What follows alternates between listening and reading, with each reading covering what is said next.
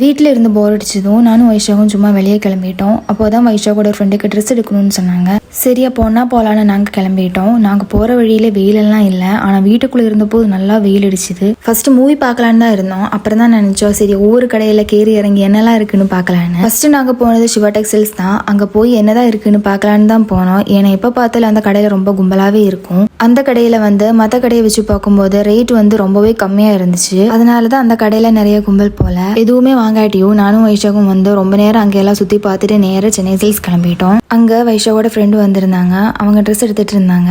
நான் அங்கே நிற்காம நம்ம செக்ஷனுக்கு போய் என்னெல்லாம் இருக்குன்னு பார்த்துட்டு இருந்தேன். அப்புறம் நான் எனக்கு பிடிச்ச மாதிரி ஒரு ஹேர் பேண்ட் மட்டும் வாங்கிட்டு அங்கேருந்து கிளம்பிட்டோம். நேராக போய் நாங்கள் ஜூஸ் குடிக்க தான் போயிருந்தோம். அங்கே போய் ஜூஸ் எல்லாம் குடிச்சு அவங்க கிளம்பினதுக்கு அப்புறம் நாங்கள் நேராக கண்ணன் டிபார்ட்மெண்ட்டுக்கு தான் போயிருந்தோம். கல்யாணம் ஆன புதுசில் நான் இங்கே தான் ஏதாச்சும் வாங்குறதுக்கு வருவேன். இப்போ ரொம்ப நாள் ஆச்சு இங்கே அதனால இன்னைக்கு வந்தே ஆகணும்ட்டு வந்துட்டேன். அப்புறம் எங்கள் டயட்டுக்கு தேவையான மியூஸ்லி பார்த்துட்டு இருந்தோம். ஆனால் அது ரேட் ரொம்ப அதிகமாக இருக்கிறதுனால வாங்கவே இல்லை. அப்படியே நாங்கள் வீட்டுக்கு கிளம்பிட்டோம். உங்களுக்கு எப்படி போர் அடிக்கும் போது நீங்கள் எப்பயாச்சும் வெளியே போயிருக்கீங்களான்னு கமெண்ட்ல சொல்லுங்க. அப்போ நெக்ஸ்ட் வீடியோ வர வரைக்கும் பாய்.